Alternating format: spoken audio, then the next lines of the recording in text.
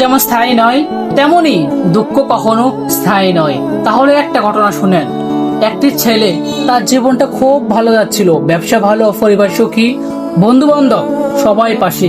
ছেলেটা প্রায় বলতো এই সুখটা যেন কখনো শেষ না হয়। কিন্তু সময় তো আর এক জায়গায় থাকে না।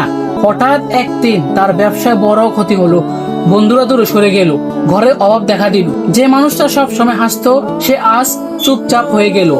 একদিন সন্ধ্যায় খুব ভেঙে পড়ে ছেলেটা গ্রামের এক বৃদ্ধ মানুষের কাছে গেল। ছেলেটা বলল, চাচা, আমার জীবনটা শেষ হয়ে যাচ্ছে, কিছু ভালো লাগছে না। বৃদ্ধ হেসে বললেন, তুমি কি মনে করো তোমার সেই সুখের দিনগুলো চিরদিন ছিল? বৃদ্ধ আবার বলল, যখন সুখ ছিল তখন কি ভেবেছিলে এটাও একদিন চলে যাবে? ছেলেটা মাথা নিচু করে বলল, না।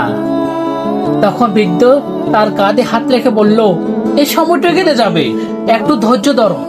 যখন আনন্দ স্থায়ী নয় তবে দুঃখ কি স্থায়ী? এই কথাগুলো ছেলেটার মনে গেঁথে গেল। সে আবার নতুন করে শুরু করলো, ধীরে ধীরে কষ্ট সহ্য করে, ধৈর্য ধরে। কয়েক বছর পর ছেলেটা আবার সফল হলো। তবে এবার সে বদলে গেছে। সে আর আগের মতো গর্ব করে না, আর দুঃখ হলেও ভেঙে পড়ে না, কারণ সে শিখে গেছে সময় কখনো একরকম থাকে না।